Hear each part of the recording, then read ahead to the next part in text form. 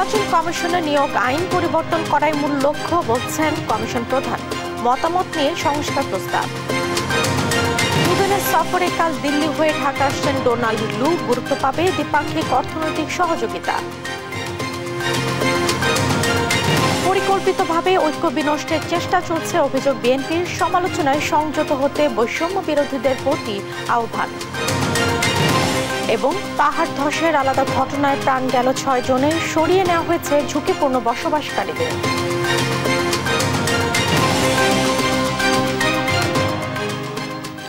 আমন্ত্রণ সংবাদ রাতে দেখছিলেন সংবাদ শিরোনাম, সঙ্গে আছে আমি জেসিকা আবেদিন। নির্বাচন কমিশনের নিয়োগ আইন পরিবর্তন করাই দেশের নির্বাচন ব্যবস্থা সংস্কারের অন্যতম লক্ষ্য। সেই সঙ্গে সবার মতামতের ভিত্তিতে নির্বাচন কমিশন সংস্কারের প্রস্তাব করা হবে বলে জানিয়েছেন নতুন কমিশনের ডক্টর বদিউল আলম মজুমদার। আরো জানাচ্ছেন নূপুর মাহমুদ। ছাত্র জনতার গণ অভ্যুত্থানের পর দায়িত্ব নেওয়া অন্তর্বর্তী সরকারের মূল লক্ষ্য রাষ্ট্রের বিভিন্ন প্রতিষ্ঠানে সংস্কার আনা। এরই ধারাবাহিকতায় সম্প্রতি জাতির উদ্দেশ্যে দেয়া ভাষণে 6টি সাংবিধানিক প্রতিষ্ঠান সংস্কারে কমিশন গঠনের কথা জানান প্রধান উপদেষ্টা ডক্টর মোহাম্মদ ইউনূস, যার মধ্যে অন্যতম নির্বাচন ব্যবস্থা সংস্কার কমিশনের প্রধান হিসেবে ডক্টর বদিউল আলম মজুমদারের নাম ঘোষণা করা হয়। তাৎক্ষণিক প্রতিক্রিয়ায় তিনি জানান, রাজনৈতিক দলগুলোর সম্মতির ভিত্তিতে কমিশন আইনে পরিবর্তনের প্রস্তাব দেওয়া হবে। রাজনৈতিক দলগুলোর চিন্তা চেতনায় পরিবর্তন আনা না গেলে কোনো সংস্কার কার্যকর হবে না বলেও মনে করেন তিনি। নির্বাচন কমিশন নিয়োগ আইন যেটা আছে সেটা যে সন্তোষজনক নয়, সেটা ত্রুটিপূর্ণ। সেটা মূলত আগের যে প্রজ্ঞাপন ছিল সেই প্রজ্ঞাপনটাকেই একটা দায়মুক্তির বিধান যুক্ত করে আইনে পরিণত করা হয়েছে। এটা যুগোযুগ আইন নয়। কমিশনের নিয়োগ যদি সঠিক না হয়ে থাকে, যে ব্যাপারে আমাদের সন্দেহ আছে, সেই জিনিসগুলো উল্লেখ করা দরকার আমাদের রাজনৈতিক দলগুলো। তিনি বলেন, চলমান আইনে যাকে খুশি তাকে নিয়োগ দিতে পারে সরকার। হলফনামার বিধান ও রাজনৈতিক দলের মনোনয়ন দেওয়ার বিভিন্ন বিষয়ে দেশের নির্বাচন ব্যবস্থার সংস্কার প্রয়োজন। হলফনামাটা যাচাই বাছাই করা দরকার, নির্বাচনী ব্যয় যাচাই বাছাই করা দরকার, এগুলো নিশ্চিত করা দরকার। নারীদের জন্য হলফনামার বিধান নাই, এটা আইনে অন্তর্ভুক্ত করা দরকার। হলফনামার বিধান আছে কিন্তু বিরুদ্ধ হলফনামা দেওয়ার বিধান নাই, এগুলো অন্তর্ভুক্ত করা দরকার। তো এর মাধ্যমে আমাদের নির্বাচনী ব্যবস্থাটা কার্যকর হওয়ার পথ সুগম হবে। গেল 5 আগস্ট স্বৈরাচার হাসিনার সরকারের পতন হলে নির্বাচন কমিশন কর্মকর্তাদের পদত্যাগের দাবি ওঠে। দাবি মেনে 5 সেপ্টেম্বর পদত্যাগ করেন সিসি সহ অন্যান্য কমিশনাররা। নূপুর মাহমুদ, দেশ টিভি, ঢাকা। 2 দিনের সফরে কাল ঢাকা আসছেন যুক্তরাষ্ট্রের দক্ষিণ ও মধ্য এশিয়া বিষয়ক সহকারী পররাষ্ট্রমন্ত্রী ডোনাল্ড লু। তিনি সরাসরি ঢাকা আসছেন না, দিল্লি হয়ে বাংলাদেশে আসবেন। সঙ্গে থাকবে যুক্তরাষ্ট্রের উচ্চ পর্যায়ের প্রতিনিধি দল।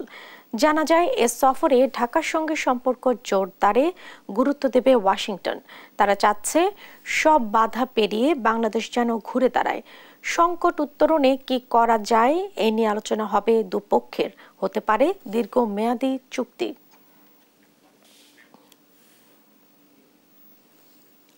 সুপরিকল্পিতভাবে ঐক্য বিনষ্টের ষড়যন্ত্র চলছে, রুখে দিতে দেশবাসীর প্রতি আহ্বান জানিয়েছেন বিএনপি মহাসচিব মির্জা ফখরুল ইসলাম আলমগীর। জাতীয় প্রেস ক্লাবে বিশিষ্ট সাংবাদিক মুশফিকুল ফজল আনসারীর বাংলাদেশের প্রত্যাবর্তন উপলক্ষে সংবর্ধনায় অংশ নিয়ে কথা বলেন তিনি। এদিকে রাজনৈতিক নেতৃত্বের সমালোচনায় সংযত হতে বৈষম্য বিরোধীদের প্রতি আহ্বান জানান দলটির স্থায়ী কমিটির সদস্য সেলিমা রহমান। সাইফুন রিপন ও নিয়াজ মোর্শেদকে সাথে নিয়ে আরো জানাচ্ছেন কায়েস রাহাত।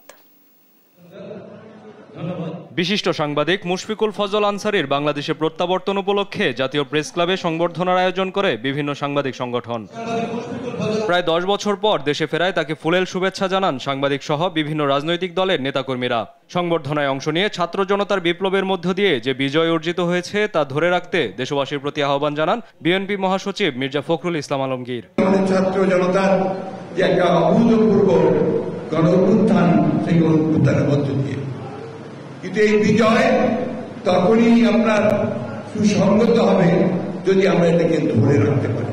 এদিকে আগামী 15 সেপ্টেম্বর বিশ্ব গণতন্ত্র দিবসে সমাবেশ সফল করতে নয়াপল্টনের কেন্দ্রীয় কার্যালয়ে যৌথ সভা করে বিএনপি, যেখানে ঢাকা বিভাগের বিভিন্ন ইউনিটের শীর্ষ নেতারা অংশ নেন। আগামী 15 সেপ্টেম্বর জাতিসংঘ ঘোষিত আন্তর্জাতিক গণতন্ত্র দিবস, এবং এই গণতন্ত্রের সাথে বিএনপি ওতপ্রোতভাবে জড়িত। জাতীয় প্রেস ক্লাবে আলাদা এক আলোচনা সভায় রাজনৈতিক নেতৃত্ব নিয়ে সমালোচনার ক্ষেত্রে বৈষম্য বিরোধী ছাত্র আন্দোলনের নেতাদের আরো সংযত হবার আহ্বান জানান বিএনপির স্থায়ী কমিটির সদস্য বেগম সেলিমা রহমান। আমরা যা বলি তারেক রহমান তাই বলেন, কি ভয়ানক কথা। আজকে যদি আপনারা ঐক্যবদ্ধ না থাকতে পারেন তাহলে আপনারা এই কথা কি করে বলেন? আমরা তো আপনাদেরকে অসম্মান করছি না, আপনারা আমাদের নবীন প্রজন্ম, আপনারা তো দেশটাকে গড়ে তুলবেন, আপনারা বুকে রক্ত দিয়েছেন, কিন্তু আমরা তো আপনাদের পিছে থেকে আপনাদেরকে সহায়তা করেছি। আমরা বলেছিলাম এখনো যেমন আমরা সহায়তা করছি আমাদের বর্তমান অন্তর্বর্তী সরকারের। পরিচয় নিশ্চিত না হয়ে দলের নতুন সদস্যের অন্তর্ভুক্তিতে সাবধানতা অবলম্বনের তাগিদ দেন সেলিমা রহমান। নতুন এখন কোনো কাউকে দলে ঢুকাবেন না। কায়েস রাহাত, দেশ টিভি, ঢাকা। ভারতীয় হাই কমিশনের সামনের রাস্তার নামকরণ ফেলানি সড়ক করা নিয়ে পুলিশ ও পিপলস অ্যাক্টিভিস্ট কোয়ালিশন প্যাকের কর্মীদের হাতাহাতির ঘটনা ঘটেছে। সীমান্ত হত্যার বিচারের প্রতিবাদ স্বরূপ সড়কটির এই নামকরণ চান প্যাকের কর্মীরা, আর প্রশাসনের অনুমতির সুযোগ নেই দাবি পুলিশের। অবশ্য বাক বিতণ্ডার এক পর্যায়ে সড়কের মোড়ে নাম ফলক স্থাপন করে চলে যান পিপলস অ্যাক্টিভিস্ট কোয়ালিশনের কর্মীরা। আরো জানাচ্ছেন জান্নাতুল মোহনা। বেলা 4:30টায় ভারতীয় হাই কমিশনের সামনের রাস্তা, যা বাসতলা সড়ক নামে পরিচিত, সেখানে জড়ো হন পিপলস অ্যাক্টিভিস্ট কোয়ালিশনের কর্মীরা। সড়কটির নাম বদলে ফেলানি সড়ক করতে নাম ফলক নিয়ে উপস্থিত হন তারা। সীমান্তে ফেলানি স্বর্ণাদাস হত্যার ঘটনার তীব্র নিন্দা জানিয়ে প্রতিবাদ স্বরূপ সড়কের এ নামকরণের কথা জানান তারা। এবং দিল্লির আধিপত্যের বিরুদ্ধে দাঁড়াইতে গিয়ে এই নামকরণ করতে যাচ্ছি। প্রত্যেকদিন একটা করে বোনের লাশ ঘাড়ে নেব। আমরা আমাদের এই সীমান্ত হত্যা বন্ধ করতে চাই। আমরা শান্তিশিষ্টভাবে এই সড়কটিকে শহীদ ফেলানি সড়ক হিসেবে নাম ফলক বসাতে এসেছি। এ সময় ভারতীয় হাই কমিশনের নিরাপত্তার কাজে নিয়োজিত পুলিশ কর্মকর্তারা বাধা দেন তাদের, জানান প্রশাসনের অনুমতি ব্যতি রেখে সড়কের নামকরণ করা যাবে না। আমরা এটা গেতে চলে যাব। রাস্তার নাম ফলকের কাজ কার? Indian embassy? না না, এখানে তো আমাদের কাজ। ইন্ডিয়া এমবাসি কেন করবে? ইন্ডিয়া এমবাসি কেন করবে? না না, সিটি কর্পোরেশন এই কাজ করে না। বাক বিতণ্ডার এক পর্যায়ে পুলিশের সাথে হাতাহাতি হয় প্যাক কর্মীদের।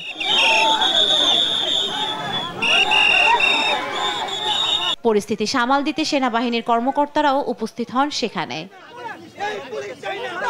এরই এক ফাঁকে সড়কের মোড়ে নাম ফলক স্থাপন করে দোয়া মোনাজাত পড়ে সেখান থেকে চলে যান প্যাক কর্মীরা। ভারতীয় হাই কমিশনের সামনের সড়কের ফেলানি সড়ক নামকরণ নিয়ে কোনো সিদ্ধান্ত জানায়নি প্রশাসন। জান্নাতুল মোহনা, দেশ টিভি, ঢাকা। বঙ্গোপসাগরে সৃষ্ট সুস্পষ্ট লঘুচাপটি নিম্নচাপে রূপ নিয়েছে। শুক্রবার বিকেলে এ তথ্য জানায় আবহাওয়া অধিদপ্তর। দুপুর 12টায় এটি চট্টগ্রাম সমুদ্র বন্দর থেকে 160 কিলোমিটার দক্ষিণ পশ্চিমে, কক্সবাজার সমুদ্র বন্দর থেকে 105 কিলোমিটার দক্ষিণ পশ্চিমে, মোংলা সমুদ্র বন্দর থেকে 250 কিলোমিটার দক্ষিণ পূর্বে এবং পায়রা সমুদ্র বন্দর থেকে 160 কিলোমিটার দক্ষিণ পূর্বে অবস্থান করছিল। সতর্ক বার্তায় বলা হয়, নিম্নচাপ কেন্দ্রের 44 কিলোমিটারের মধ্যে বাতাসের সর্বোচ্চ একটানা গতিবেগ ঘন্টায় 40 কিলোমিটার, যা দমকা বা ঝোড়ো হাওয়ার আকারে 50 কিলোমিটার পর্যন্ত বৃদ্ধি পাচ্ছে। নিম্নচাপটি উত্তর পশ্চিম দিকে অগ্রসর হতে পারে। চট্টগ্রাম, মোংলা ও পায়রা সমুদ্র বন্দরকে 3 নম্বর স্থানীয় সতর্ক সংকেত দিয়েছে আবহাওয়া অফিস। সেই সঙ্গে উত্তর বঙ্গোপসাগরে অবস্থানরত মাছ ধরার নৌকা ও ট্রলারগুলোকে পরবর্তী নির্দেশ না দেওয়া পর্যন্ত নিরাপদ আশ্রয়ে থাকতে বলা হয়েছে।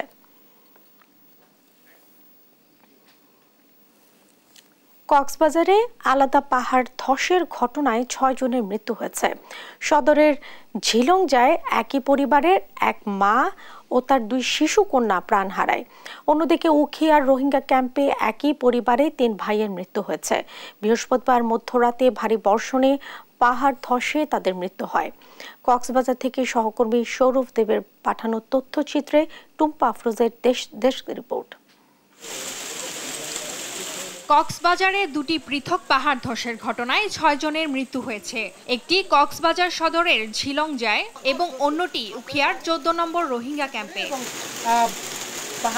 নিজের পুত্রবধূ সহ 2 নাতনিকে হারিয়ে বিলাপ করছেন এই নারী। মধ্যরাতে ভারী বর্ষণে নিহত হন তারা।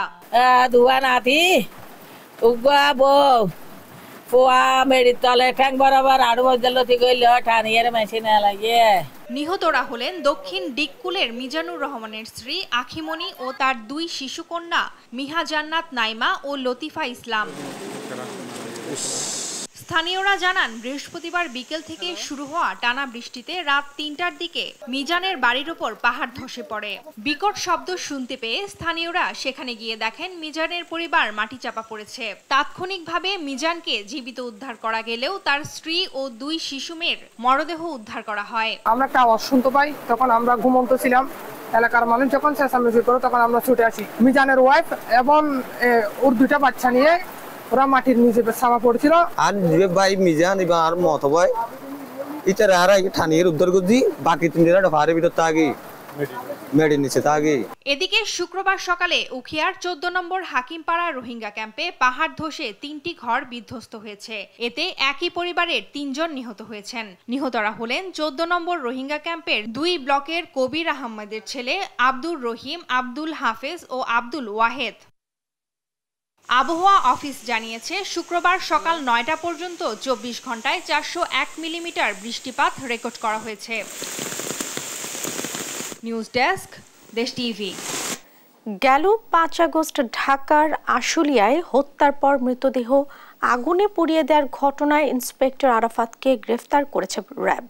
বৃহস্পতিবার রাতে রাজধানীর আফতাবনগর থেকে আরাফাতকে গ্রেফতার করা হয়েছে বলে নিশ্চিত করেছে র্যাব। ভাইরাল হওয়া এক ভিডিওতে দেখা যায় 2 জন পুলিশ সদস্যের একজন হাত ও একজন পা ধরে ভ্যানে একটি লাশ নিক্ষেপ করছেন। এর আগে ভ্যানের লাশের স্তূপ পড়ে কাপড় দিয়ে সেটা ঢেকে দেওয়া হয়। সর্বশেষ লাশটি তুলে একটি ব্যানার দিয়ে ঢেকে দেয় তার। শেষে পুলিশ সদস্যদের উপস্থিতি দেখা মিলে।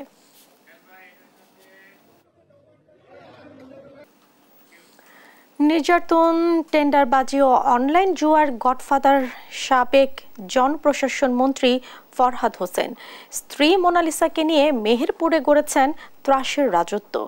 কলেজ শিক্ষক থেকে আওয়ামী লীগের প্রভাবশালী এই মন্ত্রী রাতারাতি হয়েছেন আঙ্গুল ফুলে কলা গাছ। আর তার স্ত্রী মোনালিসা স্বামীর প্রভাবে নির্বিঘ্নে চালিয়েছে অনলাইন জুয়ার সাম্রাজ্য।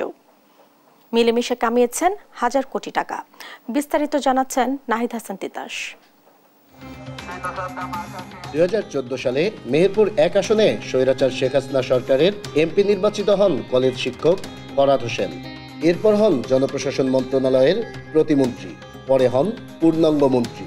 তখন থেকে তাকে আর পেছনে তাকাতে হয়নি। প্রভাবশালী মন্ত্রী হয় ফরহাদ হোসেন একচ্ছত্র নিয়ন্ত্রক হয়ে ওঠে মেহেরপুর জেলা। গড়ে তোলেন ত্রাসের রাজত্ব। উন্নয়ন কাজের টাকা আত্মসাৎ, টেন্ডারবাজি, জবরদখল, নিয়োগ ও বদলি বাণিজ্য সহ জড়িয়ে যায় নানা অপকর্মে। প্রতিপক্ষ দমনের নামে প্রশাসনকে ব্যবহার করে সাধারণ মানুষের উপর চালিয়েছেন অমানবিক নির্যাতন। 10 বছরে অবৈধভাবে ফরহাদ হোসেন হয়েছেন হাজার কোটি টাকার মালিক। তারা একক আধিপত্য বিস্তারে সারা মেহেরপুরের টাকা তারা তাদের পরিবারের লোকরা লুণ্ঠন করেছে। চাকরি হয়েছে সরকারি চাকরি, সব চাকরি কিন্তু টাকার বিনিময়ে 15 লাখ 20 লাখ 25 লাখ টাকার বিনিময়ে চাকরি হয়েছে। এবং সেই চাকরির টাকাগুলা ফরহাদ সাহেবের ওয়াইফ মোনালিসা এগুলো ডিল করতো।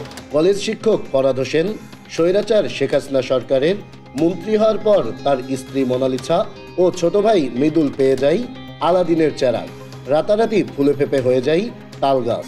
ভাইয়ের প্রভাবে ছোট ভাই মৃদুল একচ্ছত্রভাবে নিয়ন্ত্রণে নেয় সরকারি দপ্তরগুলোকে। গড়ে তুলেন টেন্ডারবাজি সহ চাঁদাবাজির একচ্ছত্র আধিপত্য। আর ফরহাদের স্ত্রী মোনালিসা মেহেরপুরে গড়ে তোলেন অনলাইন জুয়ার সাম্রাজ্য।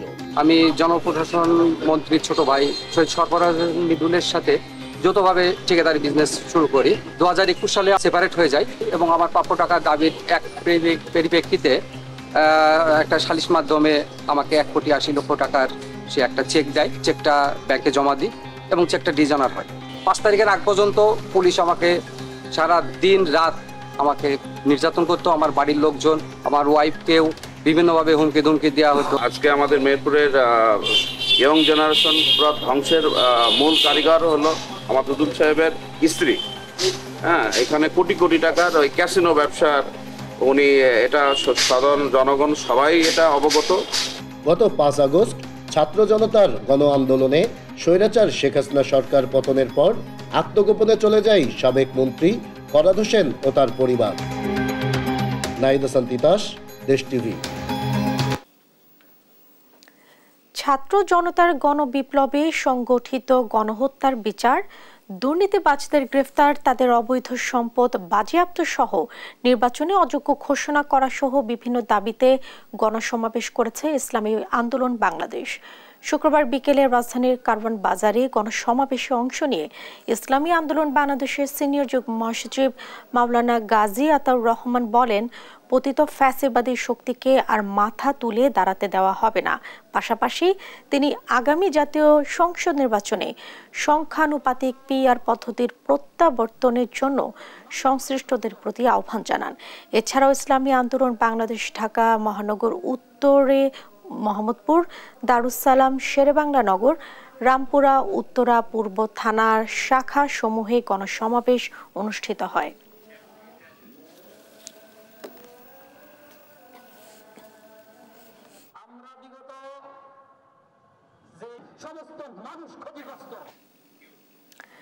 নিত্যপণ্যের বাজার আবারও ঊর্ধ্বমুখী। ব্রয়লার মুরগির দাম বেড়েছে 5 থেকে 10 টাকা। আমদানির পরও কমেনি ডিমের দাম। ইলিশের দামও বেশ চড়া, কেজি প্রতি বেড়েছে 100 টাকা। এতে অস্বস্তি প্রকাশ করছেন ক্রেতা সাধারণ। আয় ব্যয়ের ভারসাম্য করতে গিয়ে রীতিমতো হিমশিম খাচ্ছেন ভোক্তা। বিস্তারিত জানাচ্ছেন ইফতেখার রেজা। এখনো স্বস্তি ফিরেনি বাজারে। রাজধানীর কারওয়ান বাজারে ব্রয়লার মুরগি কেজি প্রতি 5 টাকা বেড়ে বিক্রি হচ্ছে 175 টাকায়, আর সোনালিকা মুরগি 10 টাকা বেড়ে 250 টাকা। সাদা ও লাল ডিমের ডজন 150 ও 155 টাকা। আমাদের জন্য তো বেশি হচ্ছে, আমরা তো মনে করেন সীমিত ভাবে চলতে হয়। ওষুধের দাম এগুলো যদি নিয়ন্ত্রণে থাকে তাহলে বাড়ার কোনো লক্ষণ না, কমার লক্ষণ আছে। কিছুদিন আগে 150 করে কিনে গেছি, হ্যাঁ, এখন আজকে এসে দিকে আরো 5 টাকা বেড়ে গেছে। এদিকে বাড়তি দামে বিক্রি হচ্ছে প্রায় সব ধরনের চাল। 28 চালের দাম কেজি প্রতি কমেছে 1 টাকা, বিক্রি হচ্ছে 56 থেকে 57 টাকায়। খাসির মাংস আগের দামে থাকলেও গরুর মাংসের চাহিদা কম থাকায় বিক্রি হচ্ছে 720 থেকে 730 টাকায়। সবার একটা এক্সপেকটেশন আছে যে বাজার মূল্য একটু কমবে, সেই দিকটা আসলে এখনো নজরদারি হচ্ছে কিনা জানি না। 28 চালের দামটা কেজি প্রতি 1 টাকা কমছে। 28 চালটা চলতে আছে এখন পরে আমরা হলো 56-57 টাকা। কাস্টমার নাই, এই কারণে আমরা মনে করেন এটা তো কাঁচামাল, এই কারণে 10-20 টাকা কমে ছেড়ে দিচ্ছি। বেড়েছে ইলিশের দামও, আর গলদা ও বাগদা চিংড়ির বাজারও ঊর্ধ্বমুখী। চিনি, সয়াবিন, আটা ও মসুর ডাল আগের দামে থাকলেও কেজি প্রতি 5 থেকে 10 টাকা বেড়েছে মুগ ডালের দাম। সিন্ডিকেটটা হয়তো বা উঠে গেলে মাছের বাজার একটু কমে আসবে, কিন্তু এখনো তো মাছের বাজার ওই তুলনামূলক হারে কমে নাই। চিংড়ি মনে করেন ওই যে ওইটা বেশি গেছে সপ্তাহে 650 টাকা কেজি, আজকে 800 টাকা কেজি। একটু দামটা কমালে আমাদের জন্য ভালো হয়, আমরা নিম্ন আয়ের মানুষ। চালের দাম তো মানে বলার বাহিরে। ডাল বা আপনার ময় মশলার দাম আগের বাজার তাতে এখনই সমন্বয় আছে, শুধু মুগ ডালের বাজারটা একটু বৃদ্ধি পেয়েছে, বিশেষ করে চিকন মুগ, মোটা মুগ, এটাতে পাইকারি 5 থেকে 10 টাকা বৃদ্ধি। সবজি বাজারে গিয়ে দেখা যায় কিছুটা স্বস্তি ফিরেছে। পেঁপে 30, পটল ও ঢেঁড়স 40 টাকা। এটা তদারকি আসলে যদি সুষ্ঠুভাবে করে তাহলে মনে হয় একটু কমার দিকে থাকবে। দুন্দুল, ঝিঙ্গা, চিচিঙ্গা এগুলো হলো আমরা 50 থেকে 60 টাকা কেজি, ভেন্ডি 40 থেকে 50 টাকা কেজি। বাজার আরও নিয়ন্ত্রণে আনতে কঠোর মনিটরিং এর দাবি ক্রেতা সাধারণের। ইফতেখার রেজা, দেশ টিভি, ঢাকা। লাগামহীন নিত্যপণ্যের বাজার, বাড়তি শাকসবজি, মাছ, মাংসের দাম নিয়ন্ত্রণ নেই। পেঁয়াজ, আদা, রসুন ও চালের বাজারেও নতুন করে বেশিরভাগ নিত্যপণ্যের দাম বাড়ায় হিমশিম অবস্থা নিম্ন ও মধ্যবিত্তদের। সহকর্মীদের তথ্য ছবিতে আপন উপর ডেস্ক রিপোর্ট। কোনোভাবেই যেন লাগাম টানা যাচ্ছে না নিত্যপণ্যের বাজারে, লাফিয়ে লাফিয়ে বাড়ছে দাম। মানিকগঞ্জের বাজারে আকার ও ওজন ভেদে ইলিশ বিক্রি হচ্ছে কেজি প্রতি 700 থেকে 2000 টাকা পর্যন্ত। রুই কাতলের কেজি 400 থেকে 450 টাকা। এছাড়া গুড়া মাছ সহ প্রায় সব মাছেরই দাম চড়া। গরুর মাংস 700 টাকা, খাসির মাংস 1100 টাকা ও ব্রয়লার মুরগি 170 টাকা। এমন বাড়তি দামে বাজারে এসে হতাশ নিম্ন ও মধ্যবিত্তরা।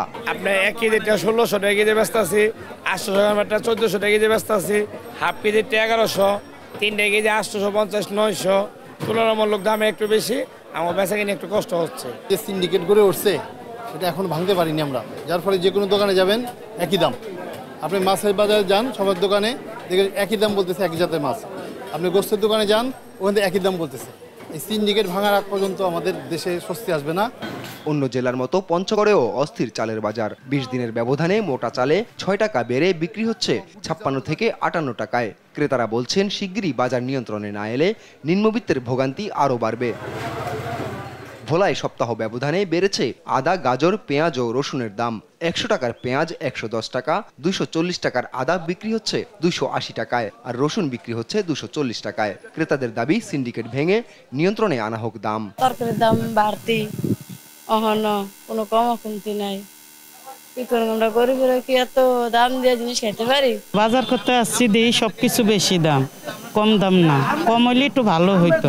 দ্রব্যমূল্যের পরিস্থিতি এত ঊর্ধ্বগতি হয়েছে যে এগুলো একমাত্র সিন্ডিকেটের কারণে। আর এই সিন্ডিকেট যতদিন পর্যন্ত নির্মূল না হবে এটার পরিবর্তন হবে না। এটাকে সহনীয় পর্যায়ে আসতে হলে যারা বাজার মানে নীতি নির্ধারক, যারা বাজার মনিটরিং করে তাদেরকে সুন্দরভাবে কঠিনভাবে টেক কেয়ার করা উচিত বলে আমি মনে করি। ময়মনসিংহ চড়া সব ধরনের সবজির দাম সপ্তাহে কেজি প্রতি বেড়েছে 5 থেকে 10 টাকা। টমেটো বিক্রি হচ্ছে কেজি প্রতি 140 টাকা, বেগুন 80 থেকে 100 টাকা, কাঁচামরিচ 140 থেকে 160 টাকা, গাজর 160 টাকা, পটল 40 থেকে 50 টাকা, শসা 50 টাকা। জাতভেদে আলু বিক্রি হচ্ছে 60 থেকে 80 টাকায়। চাঁপাইনবাবগঞ্জেও বাড়তি সব নিত্যপণ্যের দাম। আপন অপু, নিউজ ডেস্ক, দেশ টিভি। এই ছিল এখনকার সংবাদ রাত। পরে বুলেটিন দেখার আমন্ত্রণ রইল। এছাড়া দেশ টিভির সর্বশেষ সব খবর পেতে ভিজিট করুন www.desh.tv। ফেসবুকে আমাদের সঙ্গে যুক্ত থাকুন দেশ টিভি অথবা দেশ টেলিভিশন পেজে। সর্বশেষ সব ভিডিও পেতে ইউটিউব আমাদের হ্যান্ডেল @দেশ টেলিভিশন অথবা @দেশ টিভি নিউজ লিখে সার্চ করুন। ধন্যবাদ সাথে থাকার জন্য।